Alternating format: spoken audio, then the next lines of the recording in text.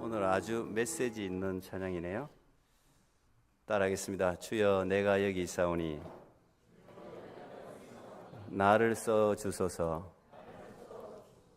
그런 영적인 욕심이 여러분 가운데 있으면 좋겠습니다.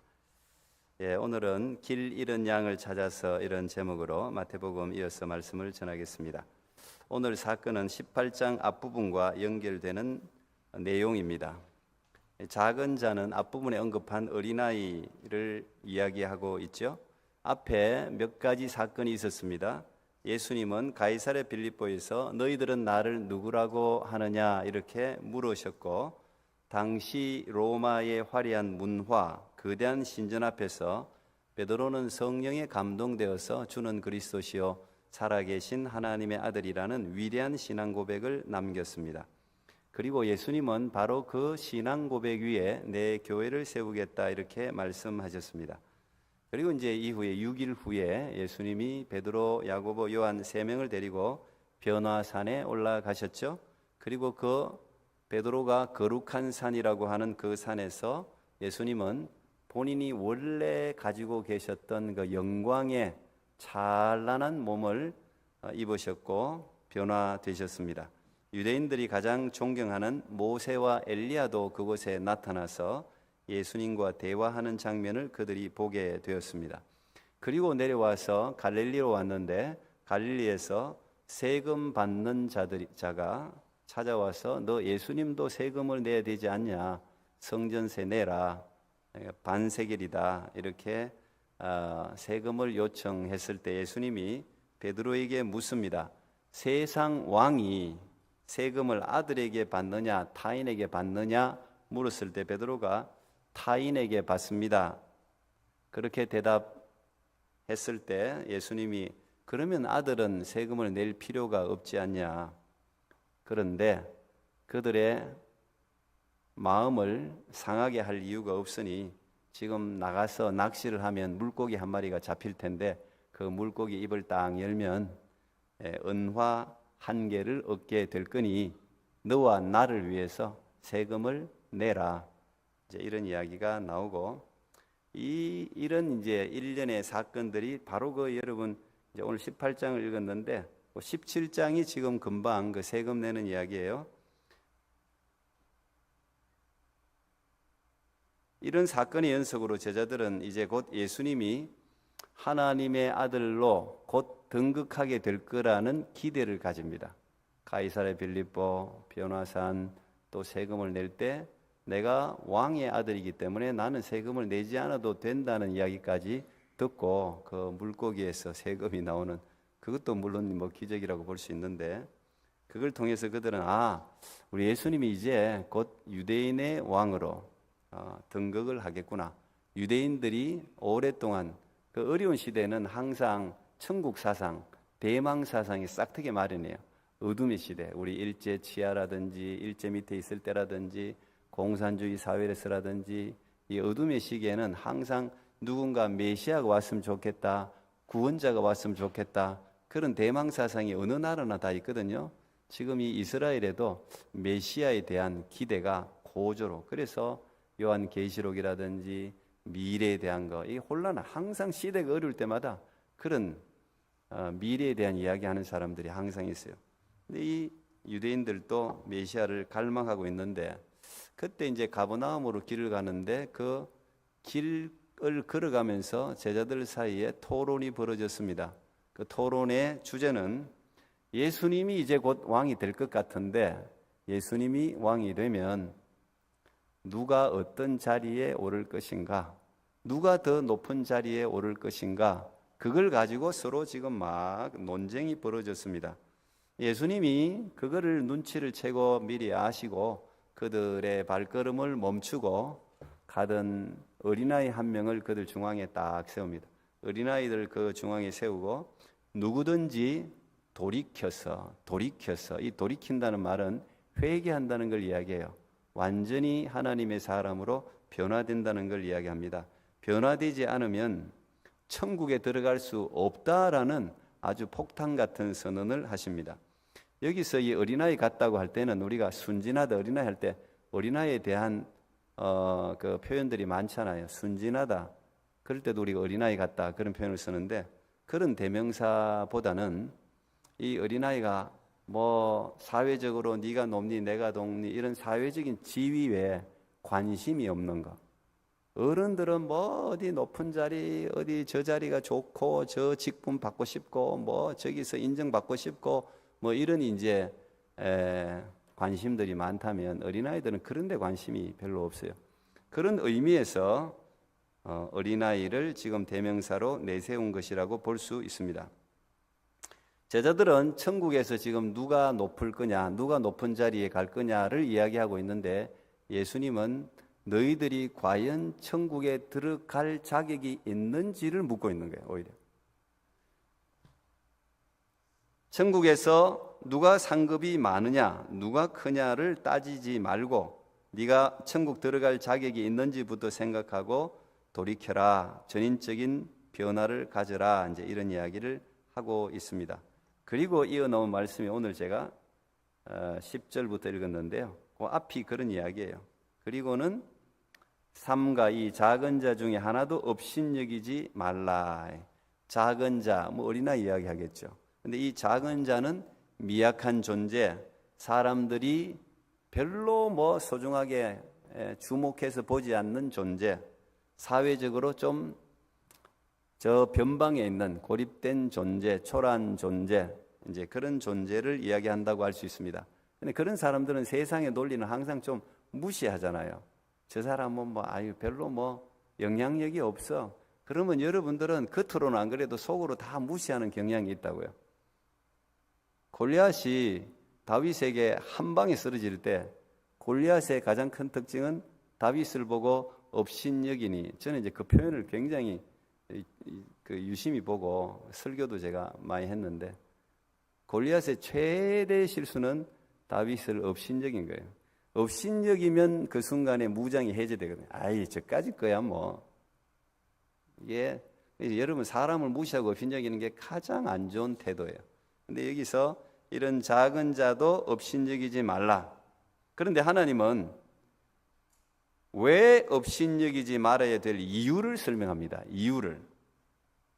이 작은 자도 절대적인 가치를 지닌 존재로 하나님이 귀하게 여긴다는 거예요. 그러면서 이 작은 자, 너희들이 무시하는 저 개역 성경에는 소자라고 적혔는데, 소자, 어린아이, 작은 자, 무시받는 사람, 이런 사람에게 천사가 있다는 거예요. 그리고 그 천사들이 하늘에 계신 아버지 얼굴을 항상 뵙는다는 거예요. 항상 보고를 한다는 겁니다. 그 작은 자, 소자, 보잘것없는 그 존재에게 하나님이 특별 무사를 붙였다는 거예요. 천사가 거기 있다는 거예요. 그를 감시하는 게 아니라 그를 보호하는 천사를 보냈다는 겁니다. 히브리서 1장 14절에 이 사실을 우리에게 뒷받침해 주고 있는데요. 모든 천사들은 섬기는 영으로서 구원받을 상속자들을 위하여 섬기라고 보내심이 아니냐. 여러분 그 옆에 그 천사 다 있는데 잘 있는지 물어봐요. 마이 엔젤 잘 있는지 잘 물어봐요. 있습니까? 혹시 보입니까? 그럼 영의 눈이 열린 거예요. 이제 보이는 거예요. 천사가 보이면. 있습니다. 있는데 그 천사가 하나님을 항상 뵙는데요. 보고를 한다는 거예요. 리포트를 한다는 이야기예요. 왜 그럴까요? 여러분들이 너무 소중한 존재니까. 여기 보면은 구원받을 상속자. 상속자가 크잖아요. 이번에 이제 우리 교회도 장로님도 돌아가시고 뭐 이러니까 재산 있는 사람들 그 상속권이 크던데요. 미리 사인을 다 해놔야 되고, 혹시 뭐 작은 거라도 하나 있으면 그거 미리 변호사 통해서 사인 안 해놓으면 그거 아주 복잡해지던데요. 큰 유산이라도 있으면 그거 상속받을 자가 누구냐, 이거 엄청 큰 관심 아니겠어요? 그래서 뭐 형제들끼리도 싸우고 뭐 또 그것 때문에 분란도 일어나고 그런데 큰 기업, 왕의 자리를 상속받을 자 생각해봐요. 왕의 자리를 상속받을 왕자. 그러면 그 왕자 어떻게 돼요? 적들은 죽이려고 그럴 거고 그 나라의 백성들은 보호해야 되겠죠. 그 여러분들이 보호 대상이라고요. 하나님의 유업을 상속받을 자란 말이에요. 믿습니까? 예, 유업을 봤어야지 뭐 그걸 좋은 줄 알지. 예, 집은 집이라도 보이고 땅이라도 보이면 좋고 할 텐데, 난 여러분에게 하늘나라 유업이 보이는 은혜가 있길 축복합니다. 이게 눈이 열려 보여야 그걸 소중하게, 저걸 내가 가진다고. 야, 하나님이 상속받을 구원받을 상속자예요. 하늘나라 재산을 법적으로 상속받을 자들이 여러분이, 하나님은 미리 사인을 다 해놨어요. 그러니까 얼마나 귀한 자녀입니까? 그러니까 하나님이 우리 세상적으로 보면 유능한, 거기서 가장 잘 싸우는, 보호할 수 있는 그런 엔젤을 붙였다는 거예요. 사도행전 12장에 보면 베드로가 헤롯에 의해서 감옥에 갇혔을 때 하나님이 천사를 통해서 옥문을 열고 베드로를 끄집어내주는 이야기가 나옵니다. 또 엘리야가 이세벨에게 쫓겨가지고, 그냥 이세벨이 죽인다 그러니까 갑자기 그냥 두려움이 생겨가지고 쫓겨다니다가 로뎀나무에서 쉬면서 하나님 앞에 죽여달라 그럽니다. 차라리 나를 데려가세요. 나밖에 안 남았습니다. 하나님 데려가세요. 그럴 때 하나님이 천사를 통해서 숯불에 구운 떡과 물을 주면서 어루만져 주었습니다. 위로해 주었습니다. 다니엘도 마찬가지입니다. 다니엘이 왕의 명을 어기고 예루살렘을 향해서 계속 하루에 3번씩 절하는 걸 멈추지 않으니까 막 또 밑에서 그냥 또 고소를 해가지고 다니엘이 결국은 사자굴에 들어가죠. 굶주린 사자굴에 들어갔는데 성경을 보면 뭐라 그랬습니까? 천사들이 사자들의 입을 막고 다니엘을 보호해 주었습니다. 여러분들의 천사들이 그런 역할을 하는 거예요. 그런 역할을. 하나님은 하나님의 자녀들을 아낍니다. 모든 관심이 자녀들에게 있습니다. 세상은 작은 자, 소자, 어린아이들을 다 업신여깁니다. 그래서 여러분, 우리 한국은 특별히 이제 그런 게 많아요. 옷을 잘 입고 다녀야 될 이유니까 무시 안 받으려고. 집에 돈이 있기나 없기나 좋은 차 타고 다녀야 되는 이유가 다 외형을 보고 무시하니까. 외형을 보고 무시하니까. 그래서 잘 차려입으라고. 제가 좀 이렇게 못하게 입고 하면 우리 딸내미 중에도 좀 아빠 체면을 생각해서 좀 이렇게 좀 차려입으세요. 차려입으나 안 차려입으나 그 사람이 가치가 바뀝니까? 예? 가치가 바뀌냐고. 제가 맨날 우리 아이들은 교육시키는 거예요. 속의 가치를 키워야 되지 겉으로 아무리 해봤자 허할 뿐이에요. 허할 뿐이라고. 차리고 바르고 할 때마다 더 허해. 나는 여러분들이 속 사람을 강건하게 채우시길 축복합니다. 속 사람이 강건하면 뭐 이래 입으나 저래. 예? 세계 최고 부자가 뭐 어떻게 입어도 패션이 될걸요? 패션이라고 그럴걸 아마. 누더기 같은 거 입어도 패션이라고 그럴걸. 다 그런 거예요. 다 보는 걸로. 근데 하나님은 우리를 있는 그대로 존재 그대로 사랑하죠. 하나님 여러분들이 천국의 상속자이기 때문에 항상 보호하는 것입니다. 이 천사들이 여러분의 상황을 하나님 앞에 오늘 보니까 항상 하나님의 얼굴을 뵙는다, 보호한단 말이에요. 이걸 이제 이 해석해 놓은 학자들 중에는 일이 있을 수가 없다 이거. 여기 천사들이 항상 우리를 보호해야 되는데 언제 하나님 앞에 가서 보고를 해? 두 군데 있을 수가 없다. 이렇게 신학자들 중에 해석하는 사람도 진짜 있더라고요. 그래서 이제 그거는 우리가 이성적으로 생각하니까, 우리가 이성이라는 게 하나님의 하는 일을 이해를 못 하는데 그걸 어떻게 잘 설명할 수 있을까? 요즘 보면은 그거 설명할 수 있을 것 같아요. 이성적으로도. 생각해 보세요. 우리 교회도 그런 분이 있지만 한국에 본부를 두고 여기서 나와갖고 일하시는 분들이 있어요. 한국 시간으로 일을 해요. 항상 보고해요. 요즘은 인터넷 때문에요. 여기서 그냥 일을 해도 한국에 그냥 다 리포트가 다 갑니다. 실시간으로 보고됩니다. 뭐 이것만 생각해도 우리가 충분히 이해할 수 있는 거 아니에요? 인간들도 이거 실시간으로 지금 보고가 되는데 여러분들의 천소가 하나님한테 보고하는 방법이 없겠어요? 실시간으로 보고되죠. 그런데 보고를 한다고 해도 여러분 뭐 아마 우리 교회는 뭐 사이즈가 그리 크지 않기 때문에 제가 뭐 여러분들의 상황들을 적어도 뭐 대충 다 압니다만은 보고서 올린다고 보고서 다 볼까요? 안 볼걸요.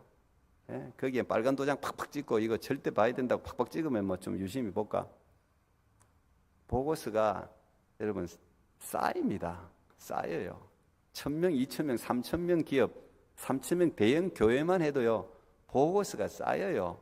부목사 한 20명만 둬도요, 부목사 20명이 매주 보고하는 것만 해도요, 엄청납니다. 예. 그 물론 이제 제가 생각할 때는 다 봐요. 큰 거, 그 중에 보고서 저도 뭐 많이 작성해 봤습니다만 꼭 봐야 될 거는 딱 표시를 해요. 그래요. 보고하는 사람이 그런 걸 잘하는 사람이 참 좋은 보고자죠. 보고 받는 사람이 우선순위를 알 수 있도록. 요거는 미싱해도 요거는 절대 미싱하면 안 됩니다. 그래 표시를 해줘야 돼요. 그게 잘 밑에서 일하는 사람, 어시스트를 잘하는 거예요. 근데 하나님은 천사가 보고하는 거 전부 볼까요, 안 볼까요? 볼까요, 안 볼까요? 머리카락까지 헤아린다니까요. 쓰잘데없는 머리카락까지. 오늘 3개 빠졌습니다. 박준호 목사 오늘 머리카락 10개 빠졌습니다. 자꾸 빠지고 있습니다. 1년에 1,000개가 빠졌습니다. 10,000개가 빠졌습니다. 이것까지 보고받는다니. 시시콜콜한 거 보고받는다니까요. 성경에 나와 있잖아요. 왜 그래요? 특급 관심사니까. 여러분들이 특급 관심사이기 때문에 모든 걸 보고받아요. 관심이 거기에만 있기 때문에. 그래서 천사들이 굉장히 중요한 거예요. 직접 하나님은 여러분들의 모든 걸 다 전부 챙긴단 말이에요. 그런데 이런 소자, 작은 자를 함부로 대하면 되겠습니까? 하나님이 온 우주의 왕, 온 세계를 다 부수고도 남고 새로 만들 수 있는 이런 위대한 왕 앞에 왕이 소중하게 관심 있어 하는 사람을 함부로 하면 되겠어요? 끝나지. 그거는 찍히면 끝나는 거지. 그래서 14절에 보면 이런 어린아이를 한 명이라도 잃어지는 것은 아버지의 뜻이 아니다. 그렇게 말하는 거예요. 한 명이라도 잃어지는 거예요. 한 명도 하나님은 잃어버리지 않는단 말이에요. 구원받을 상속자를 단 한 명도 하나님은 미싱하는 법이 없어요. 절대 한 명까지 다 챙깁니다. 왜? 잃어버린다는 말은 곧 멸망을 뜻해요. 죽음을 뜻하고 영벌을 뜻하고 지옥을 뜻하는 거예요. 절대 하나님이 구원받을 상속자, 예정된 사람, 작정한 사람, 예수 그리스도께 십자가에 못 박혀 대신 죽어준 그 사람은 한 명도 하나님은 지구 끝이 나더라도 잃어버리지 않을 줄로 믿습니다. 그게 우리의 소망이죠. 그래서 하나님은 하나님의 자녀가 천국 백성으로 온전히 설 때까지 보호하고 돌보고 양육하는 일, 이 일을 우리에게 맡기시고 그 일을 하는 사람을 귀하게 여기는 거예요. 하나님 대신 일하는 걸 귀하게 여기는 거예요. 그걸 최고로 기뻐하시는 거예요. 그걸 우리는 지상대위 명령 그렇게 부릅니다. 오늘 보니까 100마리의 양이 있는데 한 마리 잃어버렸으면 그 한 마리를 찾아 산을 헤매고 다니는 이 목자 이야기를 하시는데 우리 하나님 아버지의 마음이 그렇다는 거죠. 요즘 사람들은 아마 이 성경이요, 요즘의 눈으로 보면 이거 내 생각에 이게 왜 그래? 한 마리 찾아가 내가 뭐하러 수고해? 뭐 이럴 수도 있어요. 요즘 가치관이 하도 막 왜곡되고 뒤엉켜가지고 이 정상이 아니라 가지고 성경도 이해를 못할 것 같아. 이 성경 요즘은 뭐 이거 포스트 모더니즘이 뭐 절대적인 진리라는 게 없는 시대잖아요. 다 상대적이잖아요. 자기 마음대로 해석하고 자기가 옳으면 옳은 거고 그러면 그런 거고 맞으면 맞고 틀리면 틀리고. 그래서 참 어렵습니다. 목사하기도 어렵고 여러분 신앙생활 하기도 사실 쉽지 않은 세상을 살아가는데 그래도 여기 이렇게 예수 그리스도 앞에 앉아있는 여러분은 복된 거죠. 하나님이 특별히 선택한 거죠. 안전하게 양우리에 들어있는 99마리보다 헤매고 다니는 한 마리의 양을 향한 목자의 사랑을 지금 이야기하고 있는 겁니다. 뭐 여러분들 집도 다 그렇지만 캐나다 뭐 한국도 요즘은 좋던데요. 집마다 산책로들이 다 있잖아요. 산책할 만한 아름다운 자연들이 다 있습니다. 어디 가도 다 있더라고요. 캐나다 참 좋은 나라예요. 근데 거기 저희들도 집 뒤에 산책로가 있는데 많은 사람들이 뭐 아침에도 하고 점심에도 하고 저녁에도 하더군요. 자전거도 타고 다니고 거기 보면 요즘 이제 그 산책로에도 뭘 막 붙여놨어. 뭘 붙여놨겠어요? 로스트, 펫. 우리 집에 고양이 좀 찾아주세요. 우리 집에 개 좀 찾아주세요. 이걸 갖다 여기도 붙이고 저기도 붙이고 그 산책로에. 동물 주인들도 여러분 저렇게 애타게 찾습니다. 저 한 마리 여러분 사실 요즘 시대의 관념으로 하면은 가족이잖아요. 가족 한 명을 잃어버렸으니 얼마나 저렇게 저 정도 노력하는 게 당연한 거 아니겠어요? 당연하죠. 근데 여러분 하나님 아버지는 어떻게 했어요? 어떻게 했냐고요? 여러분 자식 잃어버린 것보다 더하다 생각합니다. 여러분 자식을 잃어버렸다 생각하면 미칠걸요? 그냥 눈에 갑자기 안 보이면 그냥 눈에서 놓치면 난리 날 거 아닙니까? 근데 하나님의 당연히 그 예수님의 목숨값으로 대신 산 영혼이 사라졌는데 그 가만히 두겠습니까? 얼마나 열심히 찾겠습니까? 여러분들이 이 예배당에서 안전하게 예배드리는 여러분들이야 이제 하나님의 안전한 곳에 있는 거 아닙니까? 지금 안전한 곳에 있는 거잖아요. 그런데 오늘도 낙심하고 시험 들고 어떤 이유로든 간에 교회에 나오지 않는 사람에 대해서 여러분 얼마나 애통하게 생각하는지 모르겠어요. 더군다나 자기 자신이 아버지가 누군지도 몰라. 자기 아버지가 얼마나 큰 재산을 가지고 있는지도 몰라. 자기가 어디서 태어났는지도 몰라. 얼마나 자기가 존귀한 위치에 있었던 사람인지도 몰라. 그리고 죄의 종이 되어서 끌려다니는 영혼, 그거 불쌍하지 않아요? 그런 사람들에게 당신은 하나님의 자녀다. 너의 본향은 여기다. 네가 받을 상속 재산은 이런 거다. 이거 가르쳐 주는 게 전도예요. 우리 이번 멕시코 선교 그가로 가는 거예요. 세상 사람들은 그걸 몰라요. 자기들이 얼마나 존귀한 건지 모른다고요. 그래서 이런 걸 가르쳐 주는 사람을 하나님이 기뻐하는 거예요. 그걸 전도자로 부르고 선교사, 미셔너리라고 우리가 부르는 겁니다. 그래서 이런 짧지만 이런 단기 선교도 하나님이 기뻐하시는 거예요. 왜? 하나님의 자녀들을 찾는 일이에요. 하나님을 대신해서 하나님의 자녀들을 찾아주는 일이에요. 하나님이 기뻐하지 않겠습니까? 그 사람과 함께 하지 않겠습니까? 자기 자녀 찾아주는 일인데, 그러니까 큰 보상이 주어질 수밖에 없죠. 그래서 하나님은 전도하는 사람들에게 온갖 능력을 부어주는 거예요. 왜?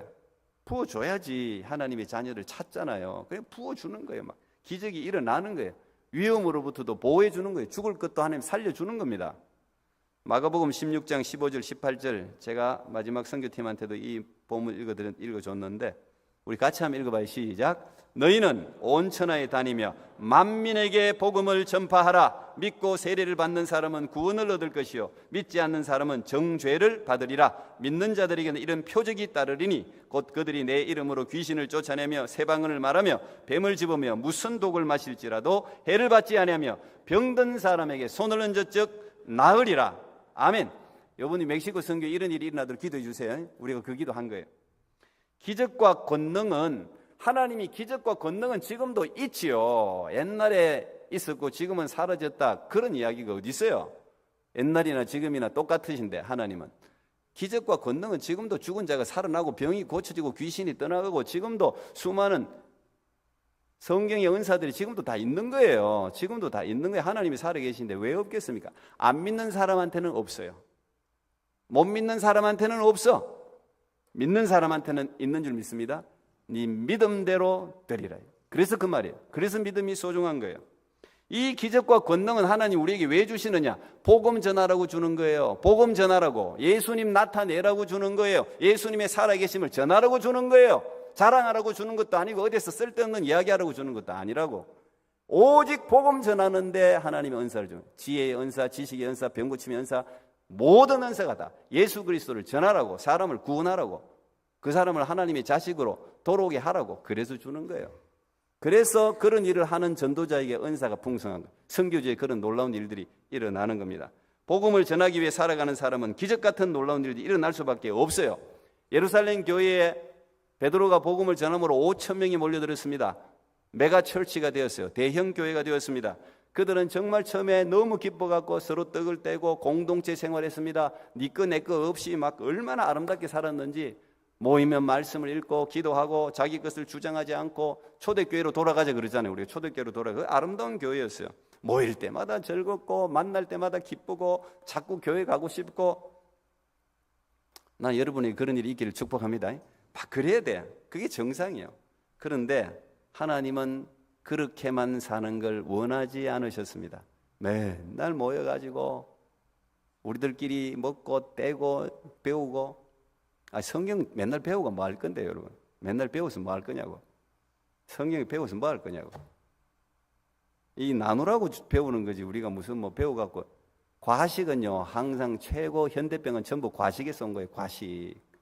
차라리 배고플 때 병이 더 없어요. 성인병은 배고프면 없어요. 다 과식은 전부 성인병은 다 배불러서 오는 병이에요. 대부분이다. 영적인 음식도 마찬가지예요. 너무 안 먹어도 문제지만 먹으면 운동을 해야죠. 운동이 뭐예요? 봉사하고 전도하는 게 운동이라고 다. 근데 하나님은 이걸 원하지 않았기 때문에 박해를, 예루살렘 교회에 박해가 일어나게 했습니다. 그래서 스데반 집사가 돌에 맞아 죽었습니다. 야고보라는 사도가 헤롯의 칼에 의해서 죽었습니다. 그러니까 어쩔 수 없이 믿는 사람들 막 잡아가고 이제 박해를 주니까 어쩔 수 없이 할 수 없이 예루살렘을 떠나게 되었습니다. 어쩔 수 없이. 그래서 이방 땅에 가서 복음을 전하기 시작했습니다. 근데 하나님 그걸 기뻐하셨어요. 사도행전 11장 19절 22절 그때 스데반의 일로 일어난 환란으로 말미암아 흩어진 자들이 베니게와 구브로와 안디옥까지 이르러 유대인에게만 말씀을 전하는데 그 중에 구브로와 구레네 몇 사람이 안디옥에 이르러 헬라인에게도 말하여 주 예수를 전파하니 주의 손이 그들과 함께 하시며 수많은 사람들이 믿고 주께 돌아오더라. 야, 저 믿을 만한 사람, 유대인들 한국 사람한테만 전하는데 아니 그 이방 사람한테도 마음이 뜨거워 그냥 전했더니 하나님이 그걸 기다렸다는 듯이 뭐라고요? 주의 손이 그들과 함께 하시며 복음 전하는 사람과 하나님이 함께 한단 말이에요. 하나님이 함께 하셔서 하나님이 역사하는 거예요. 내가 이걸 기다렸단 말이야. 그러면 여러분들이 얼마나 믿음이 있는지 알게 될걸요. 여러분 믿음 없는 거 아니면 여기 앉아있는 사람 믿음이 다 있어요. 겨자씨 하나 믿음이 다 있다고. 근데 그걸 활용을 안 하니까 여러분이 얼마나 위대한지를 몰라. 믿는 사람들끼리 너무 자꾸 어울리다가 여러분 아무리 어울려봤자 5년, 10년, 20년을 사귀어봐요. 깨지지. 인간적인 사귀면 다 깨지게 돼 있어요. 다 깨지게 돼 있어요. 아무리 뭐 함께 살아봐요. 부부지간에도 싸우는데 이혼 안 하고 살면 다행이지. 감사한. 저도 대하고 정말 절친한 후배하고 제가 공동체 생활 해봤지 않습니까? 한 집에서. 물론 그래도 우리는 잘 적당할 때 딱 잘 헤어져서 아마 오래 살았으면 또 막 부딪혔을 수도 있어. 항상 모이면 기도하고 힘을 얻어서 나가서 복음을 전해야 되는 거예요. 항상 복음을 전해야 항상 저 야생지에 가서 살아야 언제나 신선한 거 모이면 썩게 돼 있어요. 전부 다. 하나님 지금도 복음 전하는 자들과 함께 하십니다. 복음의 능력을 경험하기 원하면 복음을 전해야 되는 거예요. 어린아이들, 소자, 길 잃은 양들을 구원해야 되는 겁니다. 그걸 찾아 나서야 되는 거예요. 우리가 이 시대에 가장 제가 늘 이야기한 늘 두려워하고 위험한 것은 생명 경시 사상입니다. 너무 파다해. 이 미디어가 안 좋은 미디어, 좋은 미디어도 많은데 안 좋은 미디어가 너무 다 망쳐놔가지고요. 동물들은 사랑해. 야, 동물 프로그램이 왜 그렇게 많은지. 저도 동물 좋아하는 사람이에요. 제가 자꾸 이러니까 싫어한다고 생각해요. 동물 너무 좋아해요, 저는. 그러나 집에서는 안 키워요. 집에는. 예. 밖에 키우지 집은 안 키워. 그 정도는 아니고 우리 집에 개들 줄 방이 없어요. 우리 집 식구가 많은 거. 저도 쫓겨가지고 우리 아내도 거실에서 자고 우리 막 그러잖아요. 동물 줄 방이 없어. 근데 사랑스럽죠. 그 정도 충성스러운 그런 동물들이 있으면 배신을 안 하잖아요. 천년 전이나 지금이나 동물은 똑같아요. 여러분들이 옷을 입히는 거지 동물은 똑같고 습성이 똑같아요. 안 바뀌어요. 인간만 바뀌지. 좋게 바뀌어야 되는데 나쁘게 바뀌니까 문제지. 근데 동물들은 점점 사랑하고 인간들을 경시한단 말이에요. 이게 문제예요. 이 시대의 가장 큰 나는 문제라고 생각합니다. 동물보다 못한 취급을 받는 인간들이 너무 많아요. 동물보다 못한 짓을 하는 인간들은 그런 취급을 받아야지. 그러나 보편적인 모든 인간들은 존엄한 거예요. 존엄한 거. 하나님이 생명을 줬기 때문에 어린아이처럼 보잘것없고 비천하다고 해서 업신여기면 안 되는 거죠. 하나님이 그 영혼을 소중하게 생각하니까. 그리고 그 천사들이 매일같이 보고를 하는 위대한 사람인 거예요. 여러분 아무리 귀여운 동물도 천사 없습니다.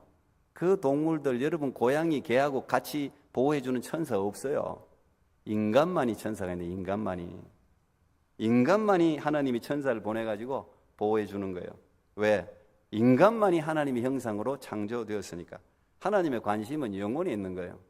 지나치게는 동물 사랑하는 것도 그거 안 좋은 거예요. 절대 좋은 거 아니에요. 그 관심과 에너지를 인간에게 돌리라고. 영혼 살리는 데 돌리라고요. 지금도 길 잃은 양을 하나님은 찾아다니시고 우리들을 보내세요. 하나님을 대신해 주는 전도자를 하나님이 진짜 기뻐하세요. 제가 이런 이야기 한번 해봐요, 여러분들이. 전도를 해보시라고. 복음을 전하고 영혼들을 케어하고 양육하고 세우는데 거기에 올인해보라고요. 그러면은 성령의 충만한 은혜가 항상 넘쳐요. 항상 넘쳐요. 건강도 지켜주지 하나님이. 지금도 가장 기억되는 위대한 전도자는 D.L. 무디입니다. D.L. 무디는 아버지가 4살 때 돌아가셨고 매우 가난하게 살았습니다. 형제가 9명이었는데 6번째로 태어났습니다. 그런데 제대로 케어를 못 받잖아요, 옛날에. 그러니까 자기가 초등학교 졸업도 못했어요. 일찍이 집을 나갔죠. 이 집에 있어서는 도저히 내가 못 살겠다. 나갔어요. 17살에 보스턴에 사는 외삼촌 집에서 구두방 정원으로 일했습니다. 무디는 오직 돈밖에 없었어요. 돈을 벌어야 돼. 돈이었어요, 진짜. 그래서 주일에도 교회를 잘 안 나갔어요. 물론 등록을 해놓고. 근데 그때 여러분 잘 알다시피 교회학교 선생님이셨던 에드워드 킴볼 선생님이 무디를 찾아왔습니다. 뜨거운 마음으로 찾아온 거예요. 감동을 해가지고. 그 무디 그 구두방을 몇 번이나 왔다 갔다 들어갈까 말까 하다가 그날은 하나님이 감동을 줘가지고 들어간 거예요. 무디 있느냐? 무디가 딱 저 조그마한 방에서 구두를 고치고 있어.